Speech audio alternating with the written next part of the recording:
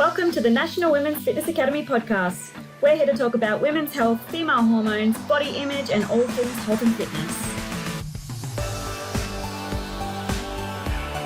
Hello girls, and welcome to another episode of the Women's Fitness Academy's podcast. I'm your host, Siggy, one of the WFA's educators and a women's online coach.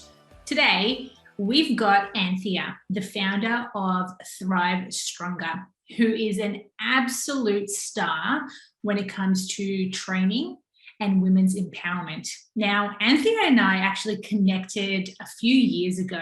She actually participated in one of my first ever face-to-face workshops in Melbourne, and it was all about strength training. And since then, we've just been keeping in contact. Now, before I continue rambling about how amazing you are, Anthea, can you please tell our listeners a summary of who you are and what pursued you to become a coach in the fitness industry? Yeah. So, hey guys, firstly, thank you so much for having me on board. I'm really pumped to be, this is actually my first podcast, and I'm really Yay honored to be interviewed by Siggy. So like, as she said, I participated in one of her first, it would have been like 2018 or 17. It was I so can't long remember. ago. So long ago. Out of like Good Life. Wow. Yes. Yes. Yeah. So yeah, I'm really pumped to be on the show. So about me, I am a women's personal trainer and online coach. My journey started like over 6 years ago, and I've been a coach for the last 3. I'm also studying a Bachelor of Exercise and Sports Science, majoring in strength and conditioning. And yeah, I've recently rebranded to Thrive Stronger, which is my coaching company. And I do have one other staff member called Mona. She's an absolute gun and a weapon, and also a beautiful soul. So I feel really blessed to be able to work alongside another really passionate and driven coach. And yeah, together we help women thrive in all aspects of their lives through training, nutrition, and mindset. So yeah, I love that. Where did the name Thrive Stronger come from? So I always like had something for the word thrive. I don't know, I just love, like, as I went through my fitness journey, I just loved the idea of like flourishing and growing and you know, being perfect in all of your forms, but just continuously, you know, going through different cycles. And then stronger, it just made sense because that's, you know, what we believe in. That's what we do. We make you stronger with not only your physical body, your performance, but also your mindset. So yeah. I think that's a huge way of looking at the fitness industry now. It's not so much just about the training, but it's more about the behaviors and the mindset behind that to excel you to grow and thrive. You know, I really like that word. It's so powerful. Thriving, growing, evolving. I think that's really cool because you think more of like the long-term, you know, goals, not so much a short-term fix. Now, 100%. While we're talking about short-term and long-term fixes, let's start with your journey from, you know, a few years ago. You've been training now for how long? So 6 years. So I joined the gym when I was in high school, 6 years ago. I was like 16 at the time. And I just got completely hooked. Like, I was training 6-7 times a week. I was like obsessed with it. Like, you know, I didn't really do too much cardio. Like, I did for a few weeks, and then a PT actually, he came up to me and he was like, hey, like, I've seen you like on the treadmills and doing like, you know, like I used to do jump squats and shit like in the corner. He's like, where are you getting these workouts from? Are you getting them from YouTube? And I was like, yeah. Good old YouTube. Yeah, literally. So, and then I used to also have like men come up to me and be like, you know, you're training legs every single day, don't they get sore? And I was just like, I just had no idea. But anyway, I ended up hiring that PT, and he was like a bodybuilder, and he like taught me all of his ways, which, you know, was, I guess, a good starting point. But then it was very much like clean dieting, you know, very hard training, which was good, but just not smart training. And yeah, so basically I was hooked. I got really interested into the whole bodybuilding space, started following heaps of accounts, started following all the fitness YouTubers, getting into macros and, you know, flexible dieting. And I was like convinced at the time, because I started to lose a lot of weight because I just plugged in my height and my weight, and it gave me like whatever 1,400 calories, and I was like, yep, perfect. And I started to lose like a lot of weight and get a lot leaner, and I was like, yes, this is what health is.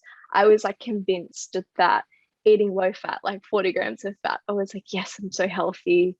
And yeah, like it was just crazy how I was so obsessed with just being lean and yeah, losing weight. And I didn't even know at the time, like I honestly thought that was the right thing, that's what health was. So yeah, I then got approached by another coach, and they wanted to sponsor me to coach me to do like a bikini show. So I was like, well, that's obviously the most logical thing. Like I'm doing the training, I'm doing the eating. Like I didn't even think about any of the negative repercussions. Like I had no idea. I was like, yeah, that's just the next level up to challenge myself. And so I ended up competing, and I was 17 at the time. I did like pretty well for my first comp. I came like second in my class and then third in like the open class. And I was like obsessed. I loved the whole experience on the stage, and I was convinced that I was going to continue competing. But then I was actually like in year 12 at the time, so I was like, no, I need to focus on my studies. So then I gave that a break, and then I wasn't with that coach anymore. So basically I had no coach at all, and I was kind of like, well, what now? Like I had no idea. I was still eating very low calories, and I didn't really know, like I had an idea about reverse dieting, but when you don't have a coach or anyone to keep you accountable and to tell you all of the benefits, it's hard to kind of get to that next stage. So for a long time, I was honestly chronically undereating. Like this is from since I literally started at the gym up until, I've competed. I'm now 17, 18, like a good like 2 years. And I had lost my period for a total of 2 years. I ended up getting it back, a few years later, but it was just like a big, I guess, wake up call to me, because I was like, all right, I actually need to, start doing something about the fact that I have no period, because it was fine while you compete, whatever, it's, one less thing you have to worry about. And then, yeah, when I started realizing, I was like, oh, hey, this actually isn't healthy for me. There's all the risks with osteoporosis, and just like, your period's an essential part of your health. So yeah, I kind of started the journey of trying to get my period back. So really trying to increase my calories, increase my food, reduce my stress levels. And although I was doing all of this for quite some time, so I would say like over 6 months, dedicating, 2,500 calories, and doing all of those things, and my body still was not in a place to trust me. And I was like, why not? But it was, there's probably a lot of reasons, but it was because, I started from such a young age, and it was literally chronic as well, like for so long. So it really took a while for my body to, gain that trust again. And then I finally got it back. And then after that, I got my first like powerlifting and strength coach, who is now my partner now. Convenient. Convenient. And he taught me so much. Like I'm forever blessed for getting like a really, good coach, that I was able to really focus on performance and technique, all the nitty gritty stuff with your squat, deadlift, and, really improving on performance, and also going through more guided surplus phases, because previously I was kind of just trying to wing it by myself, probably wasn't that, consistent and whatnot. So yeah, and then fast forward to now, a few years later, I'm still on that journey of focusing on strength.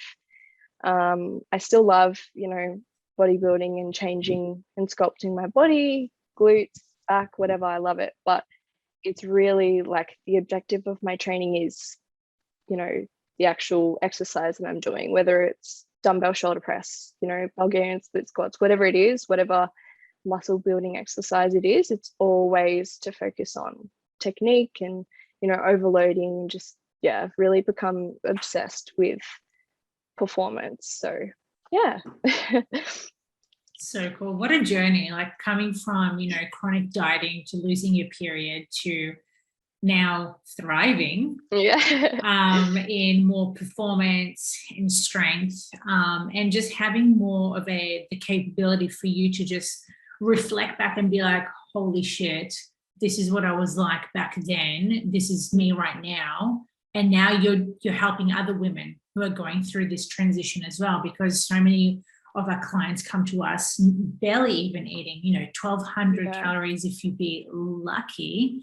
And to transition them into a higher calorie, like what like you said, you were at some stage you were eating 2,500 calories. Like when you say that to a girl, they're like, no way, like that's not going to happen. But eventually when you get them to that place, they're just like, holy shit, like I can't believe it. You know, literally. I used to like, you know, like eat rabbit food to get 1,200 calories, and now you have so much food. It's just like you don't want to even go over that capacity. So literally, yeah, it's really cool to see that transition, and like obviously you see the physical changes around that transformation. But during that time when all of a sudden you got like that switch from, you know, chronic dieting to you eating more and strength training, what did that feel like for you to see those changes?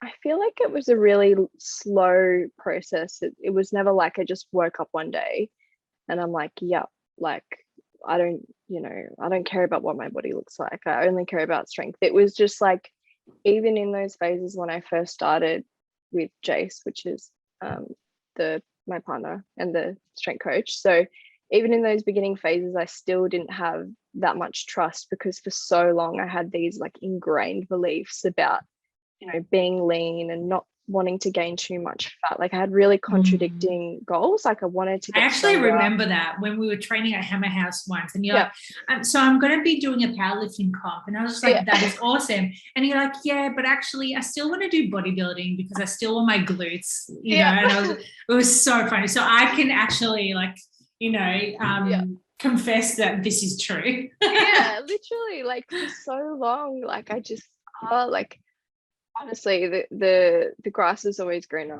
on the other side. Whenever you're lean, you want your glutes. Whenever you know you're in a like bulking or maintenance phase, you want to be lean. It's like, or you're in a hypertrophy phase, you want to be in a powerlifting strength phase. It's like you can literally never win. But yeah, I guess going back to what I was saying, it took a lot of, I guess, just honestly leaning into the discomfort, leaning into the stuff that I'd never done before. Even like exercises to get my squat and my sumo and all of my main lifts like up. Like, you know, on social media you just see the fun stuff of everyone hitting PBs, but then it's like, and I was like, why am I doing all these like 3-count concentric tempos, and why am I doing all these, you know, tempo and pause variation? I was like, I just want to be strong now. Like, so it definitely took like a while, but yeah, now that I'm on the other side of it, I love it all. I love that you mentioned tempo. It's such a love-hate relationship with it. Yeah, you know, when you get a really fast movement, you're like, yeah, this is so awesome. And then you get like a 5-eccentric movement and you're like, oh my God, I just want to like swear at my coach and be like, what are you doing to me? But again, there's always a reason for it. Of course, yeah. And even like, yeah, I think with my training as well, like from also doing powerlifting for a bit, well, I attempted to compete, but we went into lockdown literally the week prior. This is like the first lockdown ever. And yeah, even with my training, like once you actually see how strong you can be and like really push yourself, to go back into hypertrophy where, you know, it's high reps, lower weight, it's like I still have so much ego around my training. Like it's valuable, you know, it's helped me, but sometimes it can come at a cost too, where it's like, all right, you don't need to whip out like the 35s to do dumbbell RDLs, right? Just relax. But yeah, it's honestly like going through the powerlifting stuff really taught me the importance of performance as well. So yeah. I love that, the technical side of training. Yeah, it's the best. It's really Well, empowering. So empowering. Like there's nothing, like I have not done a powerlifting comp yet, but like I do a lot of strength training in my training, and there's nothing more empowering than just lifting like a heavy ass bar and just be like, yes, like I can finally do this way. When you did your powerlifting meet at home, because I know you did like a little mock-up. A mock-up comp, what was like, were the numbers, surprising to you that you got? For sure. I hit a 90 kilo squat, which was like, the most I've ever done. My squat's always been something that I've really struggled with, like only ever lifted like 60, 70. And the thought of being like close to 100 was like, oh my God, there's no way. That's huge. Like that's 30 kilos extra on your back. Wow. For sure. Yeah. And then I hit a 121 deadlift, which I actually weighed myself on. Been there, done that. Yeah, you can go and have a look at my Instagram to suss the video. So yeah, and then I got like I think it was like a 52 bench as well. Strong. So, yeah. I love that. So good. So, moving forward, we've had multiple lockdowns in Melbourne. How's training going for you right now? What are we, lockdown number 6 something? Yeah, crazy. It's been going good. Like I wouldn't say I'm motivated all the time, but honestly just having a coach and following a program, like lockdown really, again, I know we've been talking nonstop about performance goals, but seriously, like lockdown really taught me that I can still be consistent because I'm so driven by those performance goals. And I know as well, like I've seen the results that I've been able to achieve over the years, and I know that is as a result of just being consistent. So yeah, okay, even if I go in and I don't hit the same numbers, whatever, as long as I'm not missing a session, so yeah, I'm a big advocate for just consistency and just showing up. You don't have to be absolutely perfect and going above and beyond every single session, especially being a female with our beautiful menstrual cycle. It's just not possible. It can also be you can feel really defeated at times when it's like 2-3 weeks of the month you're like killing it and you're feeling really good, and then it's like, great, I was just getting some momentum and now I have, then it hits you. Yeah. And actually having to deal with that mental side of like not being so hard on yourself is another thing, which I'm still going through now. So yeah, lockdown training is going good. Yeah, it would be better if gyms were open. I know. Amen to that. Yeah. You mentioned, I can't remember what post it was, but you were talking about your journey during lockdown and how at one stage you were maintaining and you were expressing the importance of maintenance. And I think that was a really cool message, because as females, we're always striving, well, even as males, as humans, we're always striving to do better. But for mainly females, we tend to look for certain goals like losing body fat or gaining muscle or having some form of goal. But people also don't realize that maintenance is a goal, keeping that consistency around that. For sure. And I see it more as like a psychological and physical break as well. Because like, yeah, gaining phases are awesome. You get to eat a lot more. They're really great for, your hormones and your libido and social life, but they still come with lots of fatigue because you're pushing and training really hard. It's also the thing, of always making sure that you're hitting your food and never under eating. There's still a lot of psychological, I guess, cons to that phase. Same goes with dieting as well. So maintenance is just like that sweet spot where you can still make progress. It's not like you've just got the brakes on and you're doing nothing. And yeah, it's just like, it's just really nice. Love maintenance phases.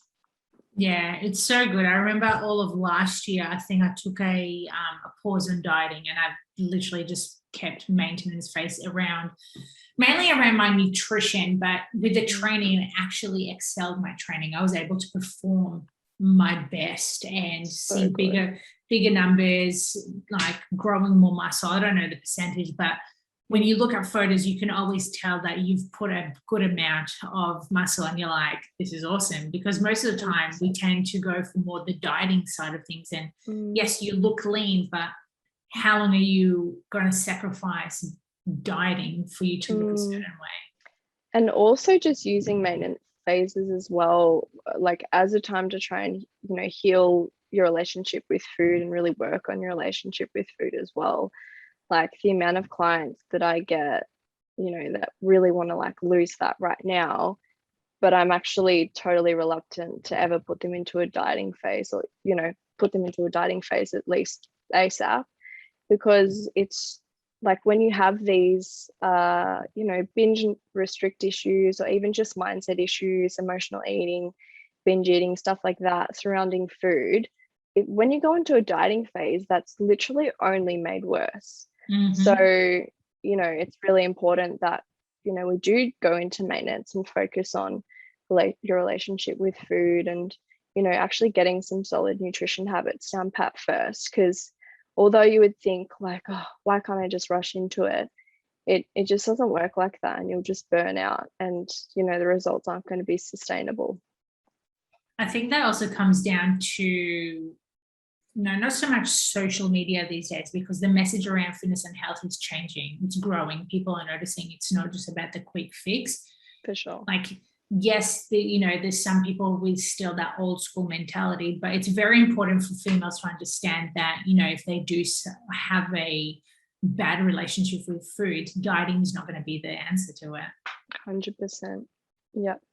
And that's something that obviously, well, in relation, like I've been through that, and I know that's something that you've been through as well, from your time of just dieting and, the 1,300 calories to actually building to eating more, and actually noticing that a change can be done without having to starve yourself. And I think that's awesome, because that way you'll start living your best life.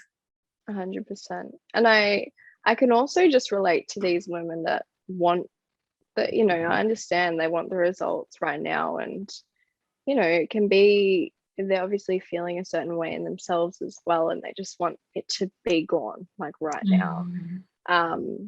So I definitely relate to it. And it's also the thing of like not being able to even comprehend how eating more could equal better results. Like it's honestly a really hard thing to grasp. Like I totally get that. So yeah, just trying to, or just I guess showing my clients that is just like I love that journey. I love being able to, do that with my girls. Seeing that from A to like Z, and you're like, what a transformation. Yeah, for so sure. Cool. Are you still training with Jason, or do you have a new coach now? I'm training with Sam from JPS. How's that going? Yeah, it's going really good. Yeah, it's good. Yeah. And the training going well during lockdown? Are you still maintaining, or have you changed the goal? So we're doing like a lean, bulking, gaining phase. So it's actually interesting because when I'm eating around like the same amount, like 2,500, and slowly gaining. And when I was eating this much, like a few years back, it was like right after I finished that, dieting phase, I was like, it was so easy for me to get this food in, because obviously you spend so long in a dieting phase and your body just wants food. Whereas now, I guess, because I've just been in a well-fed state for so long, my body is kind of like, I actually struggle with my appetite more so. So I've been that's been a thing of like me making sure that I'm getting in all of my food. But I definitely can't complain at all. I love that. 2,500, like that's the ideal goal. Yeah, for sure. So good. So are you doing more performance-based training? Yeah, so definitely not like powerlifting style as much, just because although it's super fun, there's still a lot of fatigue that comes along with that. Like, you know, deadlifting well over 100 every single week, that definitely does stuff to your CNS and just beats up your body a fair bit. So I guess when it comes to hypertrophy training, you know, the goal is to try and maximize the stimulus and try to reduce the fatigue as much as possible. So that's really been our goal. So I've still been doing the main lifts, but not like going for any crazy sort of numbers. So it's really, it's been more about like feeling target muscle and things like that, which is also really fun. Still focusing on the glutes. Yeah, always. always. It's so cool to, you know, like you and I, we've been in the industry for, you know, quite a while, and, you know, for training is something that comes naturally for us. And if it wasn't for having a program, well, in my opinion, if I didn't have a structured program for myself, I know I wouldn't be motivated as much to train myself, or I would actually struggle to do anything during this time at home. For sure. Yeah.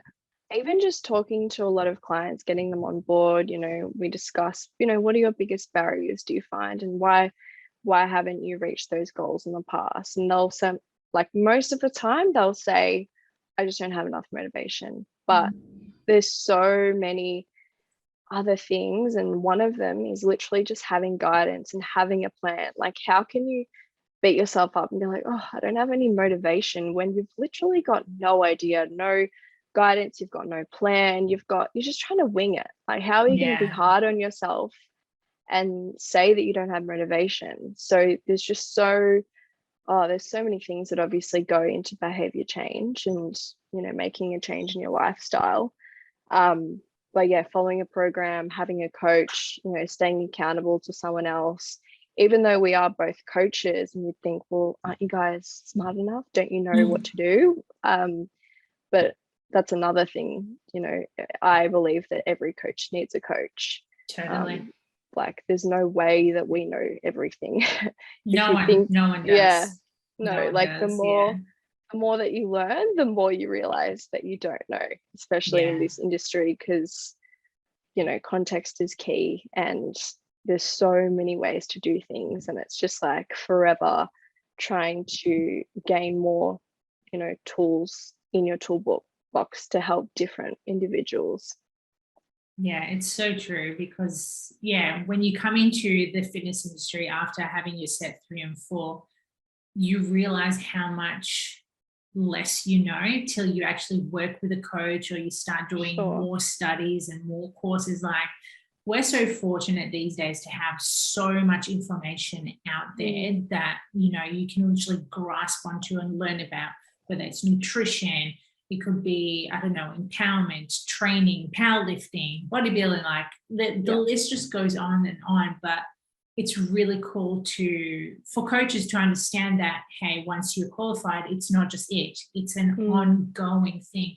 And I think that goes to any industry, like banking, do it, you know, not real estate. I was going to say personal development. Real estate, do it. So again, there's that constant growth, and that goes back to training, back to what we were saying about being in lockdown and like unmotivated, with not having an idea of what to do. Because I personally believe there's nothing more exciting than knowing that you have something in plan that you can follow, and being able to get better at every session or every little bit that you do within those trainings. For sure. Going back to what you were saying about finishing your certs, like I think I didn't start for at least maybe 5 to 7 months, because like I finished the course and I was like, what? I'm gonna have to train someone, and like they're gonna be, you know, in my responsibility. And you know, the body is such a complex thing, and you know, people have injuries, and what if I get someone who's, you know, pregnant? Like there's so many things that they like just touch on, and it's like, to have that responsibility, it's a really, really scary thing. And I know that that's something that a lot of people who've just finished their certs really struggles with. But I would say this isn't the only thing that makes you a good coach, or at least helps you to become a better coach. But yeah, having your own coach and just seeing how they do things, how they communicate with you, you know, how they run check-ins, what sort of goals you tick off, and what, you know, you experience your own journey. That's one of the things that you can do to kind of get some more guidance and get more confidence. But yeah, like you were saying, honestly, always upskilling, because that's another thing with the fitness industry, is that, like, I've just heard it so many times, like a lot of people like, yeah, like they're not really into fitness or the gym. They're like, I was thinking about doing my certs, and you know, they hardly train. Like, honestly, nothing wrong with them. Everyone starts somewhere, but it's just like, honestly, to last and do really well in the industry, it's just like any other industry. You have to be so passionate and really in it for the long run, like you were saying, to do all of the upskilling, to invest money into those courses, like ongoing. It's not just, well, the way that I see it, I'm a bit biased because it is my career, but the way that I see it is that, like, it's not just this little side hustle thing that, you know, you can just quickly do your certs and just get some money on the side. Yeah, get that big buck. Yeah. So, I mean, honestly, you still can do it that way. But me personally, I believe that you should always, you know, have a huge passion for it and really be in it for the long run. 100%. And I think that's with anything, not just with fitness and health. It's anything. If it's not a fuck yes, then it's a fuck no. Yep. Right? It should literally, sometimes it should just, it should literally just be black or white. And if it's the black, go with the black. If it's the white, there shouldn't be any like gray area of you being unsure. And, you know, that comes down to you being a coach or you being a trainee and, you know, following a program. You know, with programs, again, you know, you have X amount of days to perform. If you don't perform them, why? What happened? How can we make it a little bit better? And work your way around that. 100%. Yeah. So good. In terms of, I know we've been talking a lot about the training side of things in lockdown, but what is your training ethos around women? Okay, so I guess training for performance, like, I guess also like there's also a lot of coaches out there that are like, oh, you don't have to do certain exercises, which is so true. Not everyone, I totally agree with, like, not everyone has to do a low bar squat and a sumo deadlift. And deadlift, yeah, like, it's definitely, I totally agree with that. You can do safety bars, you can do a heel elevated goblet squat, or just whatever is comfortable for your body. But I think that when it comes to, like, actually having a lift that you're able to, you know, put more weight on the bar with, it's just so empowering. And that's something that can really almost help with your consistency with your training, because it's like, if you're enjoying an exercise and you're enjoying that ability to put more weight in the bar, like, why wouldn't you, you know, include those exercises in your program? So yeah, finding exercises that you really, really love and enjoy. Like, I'll always ask my clients, you know, are there any particular exercises that you really want in the program? Honestly, never has to be anything fancy. It can just be that they love hip thrusts, or they love, you know, a certain type of shoulder press, and it feels really nice on their shoulders and how they move, or it could be anything. So I really love, like, the individualized kind of approach to training, and working with my clients to essentially work through their program. Like, I get them to give me heaps of feedback, because I just want to make sure that they are, like, totally invested in their training and, you know, in their program, and they have a say in everything. It's not just me writing exercises out, like, you know, oh, like, this is good, and then, I don't know, making random changes the next block. It's always about that kind of collaborative relationship. Yeah, and making them feel heard as well, because it's not just a one way, it's, you know, it's a two-way street when it comes to coaching. 100%. And then in terms of, I don't know, I guess with the ethos of training, yeah, just the performance aspect to it, and just being patient with your training, not being afraid to try new things as well, and dabble into different types of movement and just ways of moving your body in general. Like if you genuinely enjoy doing yoga or running, like just work it into your routine and your program. You don't have to train like a bodybuilder or a powerlifter. There's no rules. I think that's a really good point, because so many of us, and I can speak personally, when I was younger, I would look up to a lot of people doing certain things and I'll be like, oh, that's what I need to do, but I couldn't stand it. Like I followed certain people who were marathon runners. I don't run. I hate running. And I was following, I was like, yeah, that's my journey. Like, this is where I need to go. I'm going to run. And then I realized I was hating it. Like, could not stand one bit of me just running. So, yeah, it's very important for our listeners to understand that, you know, if strength training is not for you and you prefer doing yoga, like Anthea said, then go down yoga or Pilates, or if you like running, then run, you know. And do it. Yeah, absolutely. Yeah. A lot of my clients like love running, and, you know, of course I help them with it, but I just like can't really relate. But yeah, I'm a big advocate for honestly just doing exercise and training that you enjoy, because that's ultimately going to be the easiest way that you're going to be able to stick to it, and you're not going to have as many battles with your motivation and, you know, your consistency as well. I believe that's where motivation comes from them enjoying what they're doing, because once you do it and once you enjoy it, there's no reason for you to, you know, flag it off and be like, oh, I don't feel like it, because you know you enjoy doing it. You look forward to doing it every day, 100%. Every second day. Yeah, it's like, it's not am I going to go to the gym? It's like, all right, when am I going to fit this into my day? Yes. It's never a case of, oh, I don't know if I'm going to do it. It's like, what do you mean? This is literally the best part of my day every single day. Yeah. So, yeah. So good. Before we finish up, what are some tips that you can give our listeners to achieve and maintain a healthy mind and body? So starting with your mindset, it's obviously quite a complex thing to master, because so many things go into it, you know, your environment, so your family, your friends, people that you work with, you can try and craft it and build it, you know, to the best of your ability, but sometimes it can be compromised a little bit. But yeah, number one thing I would say, or one of the things with mindset, is just surrounding yourself with really uplifting, like-minded beings.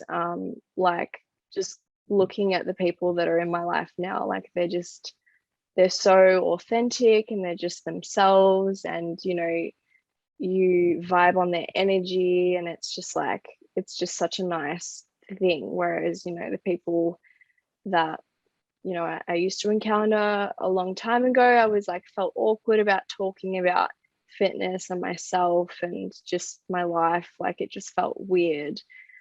So really, yeah, pay attention to the vibe of other people and just yourself as well. You know, meditation and journaling is a big thing, mainly journaling for me. It's just like that thing that it's like I can just be my best friend all the time. Pretty much is. Yeah. And although, you know, you have conversations with yourself in your head all the time, it's like as soon as you put it out onto the paper, you just, like it's honestly like a therapy session every single time you do it. Just makes so much more sense. So journaling's been a huge one for my mindset. And then I would just say getting outside, getting, you know, some sunshine, moving your body. I also really, really love music and like dancing, and just, you know, I've always got music playing to keep the vibes nice and high. And yeah, and then with your body, training, your nutrition, making sure that you're really nourishing yourself, you know, eating plenty of whole foods, plenty of soul foods as well when you need it as well. But yeah, I just feel like it doesn't have to be super complicated. Like I feel like you took the words out of my mouth. I was about to say it's not complicated. It's so simple. Yeah, like I honestly feel like, oh, like the advice that I give and that I see on social media all the time, especially during these times with COVID, it's like, people are giving their top 5 or 10 tips to stay healthy and happy. And it's just the same shit. It's move your body, drink enough water, get enough sleep, eat some protein and some veggies. It's like very basic things that, a lot of people would read and be like, oh, okay, yeah. Like, but it's like, no, they actually work. Like if you were to do at least some of them, or if not all of them, they actually transform you. And we're not just saying it because guys, it works. Exactly. Yeah, we're not lying. But yeah, sometimes I guess like in the fitness industry, all the fancy stuff sells a lot more. So when you're talking about getting sufficient sleep, it's like, okay, like, boo, what's that? Yeah, literally. Yeah. So those are my top tips. I love it. So good. So good. Well, girls, for those who are listening, I hope you got those tips. I hope you wrote them all down because they are so simple and easy to integrate into your everyday life. Like that's how easy it is. And as Anthea said, just keep it simple, be precise, and, do the things that you enjoy. That's what's going to give you the most happiness and love that will, encounter you to moving forward into the right direction of your goals, whatever goals they are. So girls, I hope you all enjoyed today's podcast. If you did, please screenshot, tag the Women's Fitness Academy and tag myself, Siggy Fisher, and Anthea, what's your Instagram name again? It's just Anthea Woodruff. And then I also have Thrive Stronger, which is just Thrive Stronger. Thrive Stronger. Yeah, remember that name, girl. Big things are coming from that brand. Big things. Oh, thank you. Awesome, girls. Till next time, I hope you all have a wonderful day wherever you are in the country, in the world, and we'll speak to you next time. Bye. Thanks.